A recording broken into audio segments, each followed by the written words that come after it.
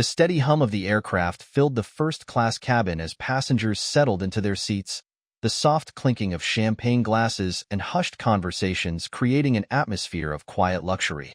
Among them was Veronica Langley, a woman whose wealth and influence preceded her. With a designer handbag tucked neatly beside her and a diamond bracelet gleaming under the warm cabin lights, she exuded the effortless confidence of someone accustomed to privilege. A well-known socialite and CEO of an exclusive luxury brand, she prided herself on her refined taste and her sharp opinions.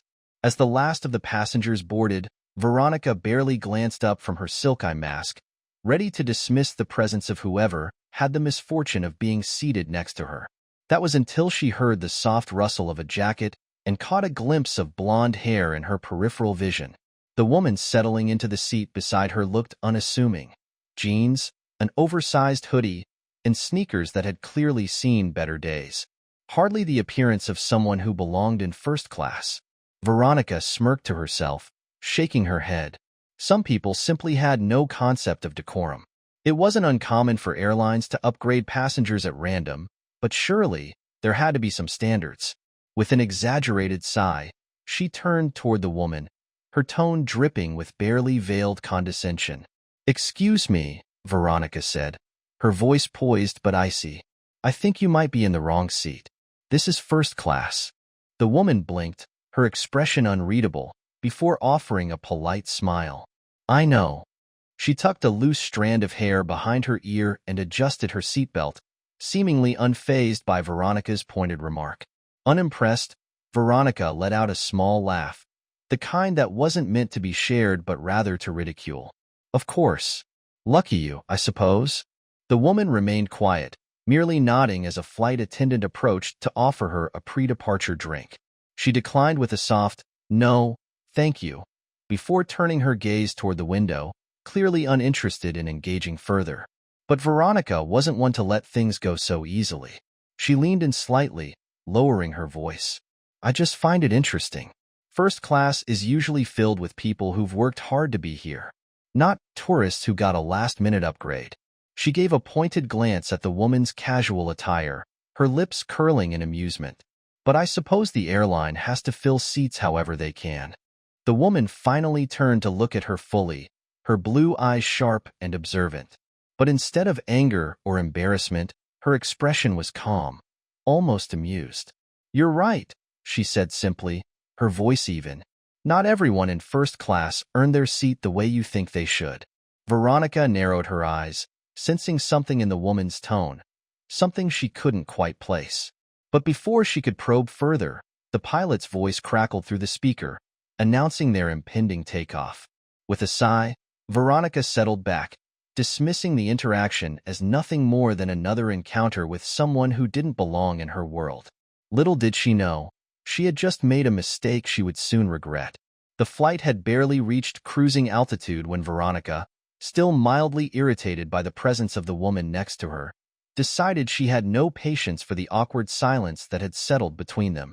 She wasn't the type to sit idly by and pretend not to notice when someone so obviously out of place had managed to infiltrate a space meant for those who belonged. She adjusted the silk scarf around her neck, took a slow sip of her champagne, and turned toward the woman with a forced smile, one designed to mask the sharpness of her words. "You must be someone important," Veronica mused, her tone light but deliberately edged with skepticism. "Or maybe you just know the right people." Airlines rarely upgrade passengers from coach to first class without some kind of reason, though I suppose it helps if you happen to be charming in the right moment.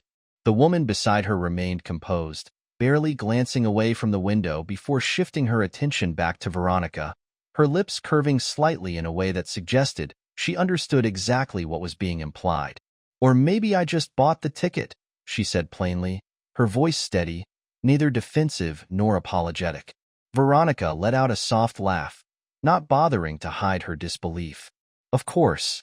Because you?" She gestured vaguely at the woman's simple hoodie and jeans, her manicured nails flashing under the cabin lights, seemed like the type to spend thousands of dollars on a first-class seat. The woman didn't flinch, didn't react in the way Veronica had expected, which only fueled her irritation.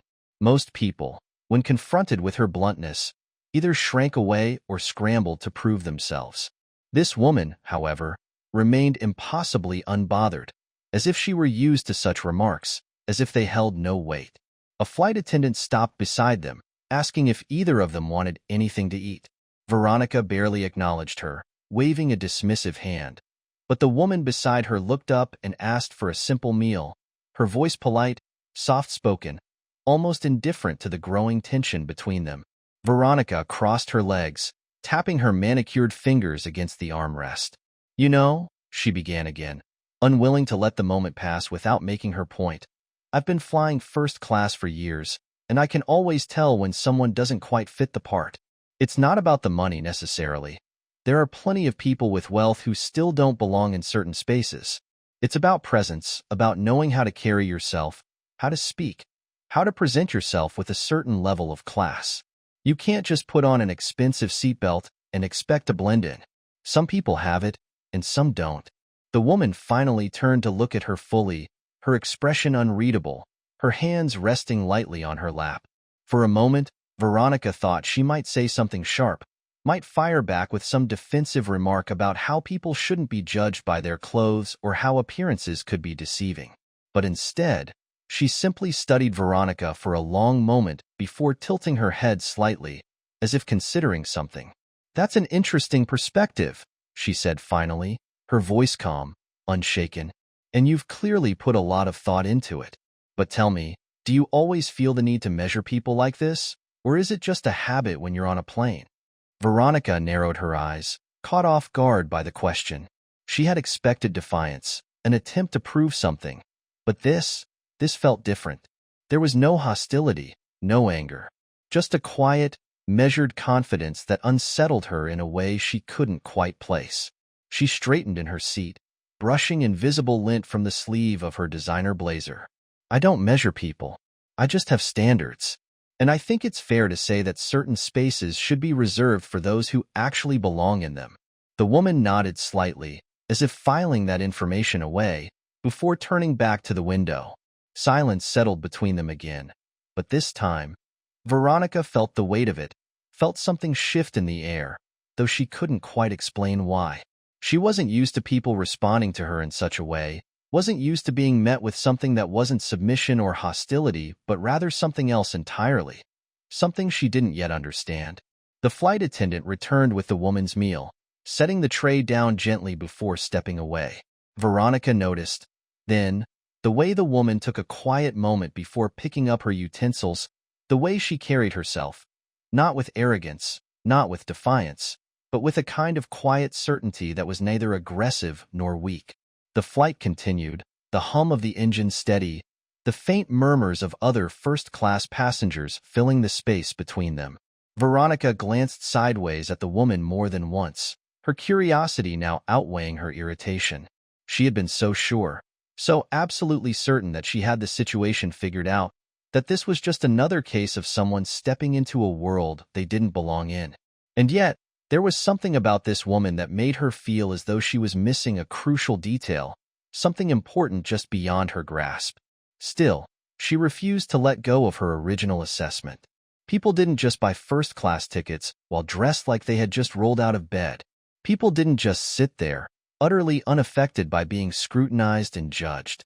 Something didn't add up, and for the first time in a long time, Veronica found herself genuinely unsettled, though she refused to show it. As the flight carried on, she made a decision. She wasn't done yet. She would figure out exactly who this woman was and why she was here. And when she did, she would make sure that whatever illusion of belonging she had convinced herself of would be shattered completely.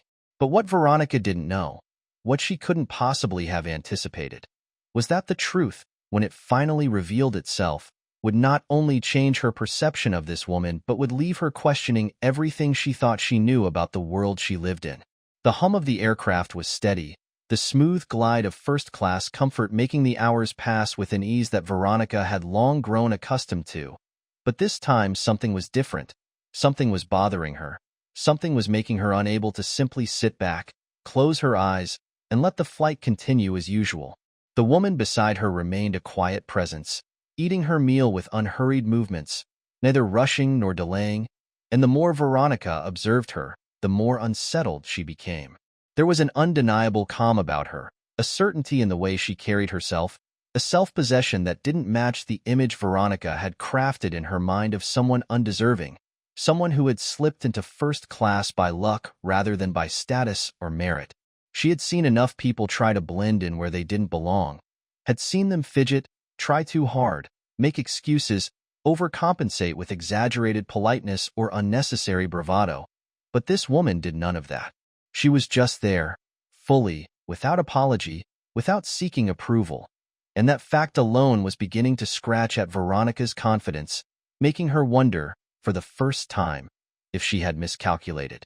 Veronica took another sip of champagne, letting the bubbles settle on her tongue before placing the glass down a little too firmly, making the liquid tremble inside. She turned, shifting in her seat so that she was fully facing the woman, determined to get to the bottom of whatever was nagging at her. "You're very quiet," she said, the words carrying an undercurrent of challenge. "Most people would have something to say by now. You're not even a little curious about what I do, who I am." Usually, that's how conversations in first class go. People introduce themselves, talk about business, investments, accomplishments. But you don't seem interested in any of that. I find that odd. The woman wiped her fingers on the small linen napkin, then folded it neatly beside her plate before finally meeting Veronica's gaze with an expression that was impossible to read. "I suppose I don't feel the need to prove anything," she said, her voice carrying the same steady certainty that had been present from the start. "And to be honest, I already have a pretty good idea of the kind of person you are." Veronica felt something cold settle in her stomach at the words, though she refused to let it show, refused to allow herself to be the one on the defensive. "Oh?" she asked, lifting an eyebrow, her tone laced with amusement that she didn't fully feel. "And what kind of person is that?" The woman leaned back slightly, her posture relaxed but her gaze unwavering.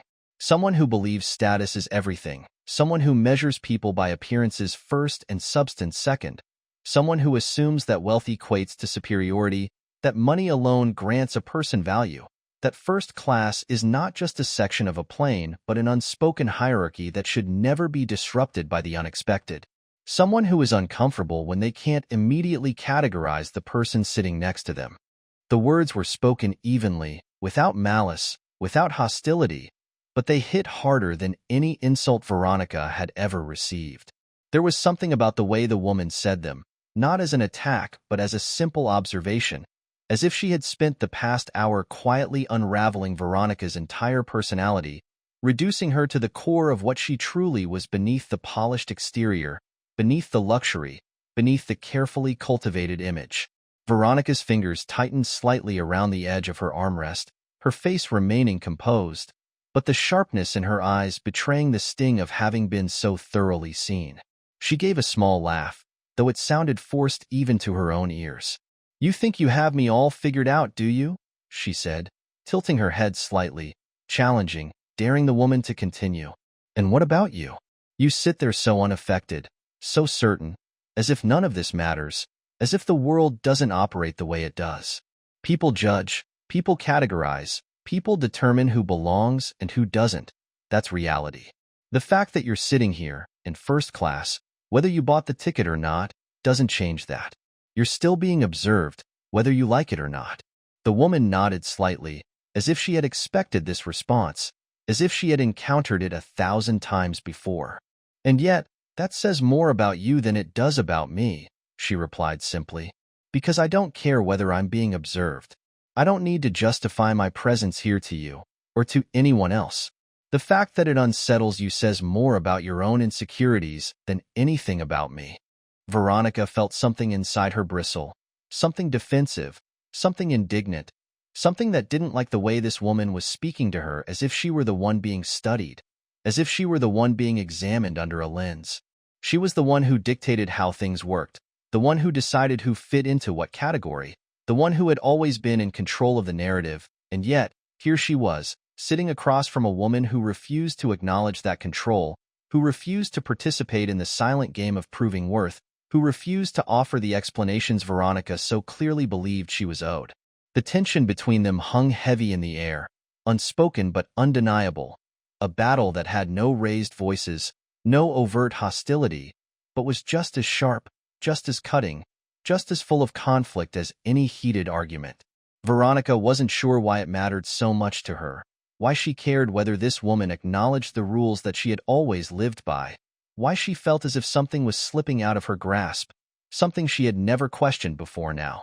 The pilot's voice came over the intercom, announcing the estimated time of arrival, but Veronica barely heard it, barely registered anything beyond the quiet certainty in the woman's gaze. The way she remained so unaffected, so resolute, so unwilling to let Veronica dictate the way this encounter played out. For the first time in a long time, Veronica felt something unfamiliar, something uncomfortable, something dangerously close to self-doubt. And she hated it. The silence between them stretched, thick and heavy. Yet neither woman looked away. Veronica had spent years mastering the art of control, ensuring she dictated every conversation, every interaction, every unspoken rule in a room. She had built an entire life on knowing how to read people, how to place them in neat little boxes, how to decide, with absolute certainty, whether they were worth her time or not. Yet here she was, sitting next to a woman she couldn't define, someone who refused to be measured by the standards Veronica had always relied on. It was an irritation at first, then an agitation, then something more. Something she wasn't used to feeling, something that made her pulse a little too fast, something dangerously close to discomfort. She glanced down at her phone, scrolling aimlessly, searching for something, anything, to pull herself back into control. The airline Wi-Fi was slow, but the connection was stable enough for her to check her messages, her notifications, her news feeds, anything to reaffirm her place in the world. She was halfway through an article on market trends when a new notification flashed on her screen, something from a news site she followed, something that made her pause, something she had not been expecting to see. Her breath caught slightly as she clicked on the article, her perfectly arched brows drawing together, her heartbeat quickening just a fraction as she read the headline. It wasn't possible. There was no way. She turned her head slowly, her eyes locking onto the woman beside her with a mixture of disbelief and something else, something sharp and sudden, something that sent a rush of heat to her face, something that made her feel utterly, completely foolish. She didn't even realize she had spoken aloud until the words left her lips, quieter than before, but carrying a weight that neither of them could ignore. "You're her." The woman exhaled softly, her expression remaining unreadable, but Veronica saw the slight shift in her posture, the quiet acceptance of the realization that had just settled between them. There was no attempt to deny it, no flicker of hesitation, just a slow, measured nod before she looked back out the window, as if the truth had never been a secret to begin with. Veronica could feel the heat creeping up her neck, the sting of embarrassment sharp and unrelenting. She had spent the past hour scrutinizing, dismissing, outright condescending to a woman who had every right to be here, more right than Veronica herself. The woman beside her wasn't some clueless tourist, wasn't some misplaced passenger who had lucked into an upgrade, wasn't someone playing pretend in a world they didn't belong to. She was Taylor Swift. Veronica swallowed, her throat suddenly dry, her carefully constructed composure unraveling at the edges as the weight of her mistake pressed down on her. Taylor Swift, one of the most successful artists in the world, a woman whose name alone carried more power than half the people Veronica had spent her life trying to impress, a woman who could buy out this entire first-class cabin without blinking, a woman who had, for the past hour, listened to every word Veronica had thrown at her without once revealing who she was. Her mind raced, scrambling for an explanation, an excuse, anything to justify her behavior, anything to undo the condescending remarks, the assumptions, the way she had spoken as if she were the one with authority, the one who determined who belonged and who didn't. She had treated one of the most influential figures in the world like an outsider, had lectured her on class and status, had belittled her in a way she would never have dared had she known the truth from the start. Taylor remained quiet, her expression impossible to decipher, her gaze still fixed on the window, as if she had already moved past the moment while Veronica remained stuck in it, drowning in the weight of her own misjudgment. The realization was suffocating. Veronica shifted in her seat, her voice lower now, less certain, less controlled. she stopped, shaking her head slightly, realizing there was nothing she could say that wouldn't sound desperate, that wouldn't sound like she was grasping for a way out of the mess she had created. I didn't realize. Taylor finally turned to face her again, and there was something in her eyes, something calm, something patient, something that only made Veronica feel smaller. That's the point, she said simply. You didn't realize because you didn't think you needed to. You saw what you wanted to see. Veronica's fingers tightened slightly against the armrest, the weight of the words pressing down on her in a way that was far more uncomfortable than she was prepared for. She had spent her life believing she had the ability to judge character, to know exactly who people were within seconds of meeting them, to categorize, to separate those who belonged from those who didn't. And yet, she had been wrong, completely, embarrassingly wrong. The humiliation burned, but beneath it, something else settled, something deeper, something she didn't want to acknowledge. A quiet, undeniable realization that maybe, just maybe, she had been wrong about more than just this flight, more than just this woman, more than just one single moment of misjudgment. She forced herself to look away, focusing on the empty glass in front of her, the half-melted ice at the bottom. Anything to keep from meeting Taylor's gaze again. She wasn't used to feeling small. She wasn't used to feeling like she had something to learn. But for the first time in a long time, Veronica Langley wasn't sure she had anything to say. The weight of the realization lingered between them, thick, unrelenting, pressing down on Veronica in a way she couldn't ignore no matter how much she wanted to. The silence stretched, heavy with everything unsaid, with every assumption she had made, every word she had spoken, every moment she had spent convinced of her own superiority. She had been so sure, so absolutely certain that she understood the world, that she understood people, that she could walk into any room, sit in any seat, and immediately categorize those around her with perfect precision. And yet, here she was, faced with the undeniable proof that she had been wrong, that she had been blind, that she had let her own arrogance guide her into making a mistake she couldn't take back. Taylor hadn't said anything else, hadn't looked at her with pity or anger or amusement, hadn't done anything to make Veronica feel worse than she already did. And somehow, that made it worse. If Taylor had gloated, if she had smirked, if she had made some sharp remark about how ridiculous Veronica had been, maybe it would have been easier to handle. But instead, she had simply let the truth sit between them, had allowed Veronica to sit with the weight of her own misjudgment, had given her the space to realize, on her own, just how much of a fool she had made of herself. Veronica exhaled slowly, picking up her glass, only to realize it was empty. She placed it back down, her hands unusually still, her mind racing with everything she could say, everything she could do to salvage the moment, to rewrite the interaction, to somehow undo what had already been done. But there was nothing. No explanation, no justification, no carefully crafted statement could erase the way she had acted, the way she had spoken, the way she had treated the woman sitting beside her. She turned slightly, forcing herself to look at Taylor again, forcing herself to face the consequences of her own actions. "I made a mistake," she said finally, the words tasting foreign, uncomfortable, heavy in her mouth. She wasn't used to saying them, wasn't used to admitting fault, wasn't used to acknowledging that she had been wrong. But there was no escaping it now. Taylor studied her for a moment, her expression unreadable, then gave a small nod. "Yes," she said simply. "You did." Veronica swallowed, her fingers curling slightly against the armrest, not in anger, but in frustration with herself, with the situation, with the way she had let her own arrogance blind her to the truth. "I shouldn't have judged you," she continued, her voice quieter now, stripped of its usual sharpness, its usual authority. "I assumed things that weren't true, and I spoke to you in a way that I wouldn't have if I had known who you were." Taylor let the words settle before responding, her voice even, measured, but not unkind. "But that's the problem, isn't it?" she said. "Because if you had known, you would have treated me differently. And that's exactly the issue." Veronica felt the sting of the truth in those words, the undeniable reality that she couldn't argue against. She had spent her life believing that the world operated in a certain way, that people fell into categories, that appearances mattered more than anything else, that status was something that could be seen, measured, judged.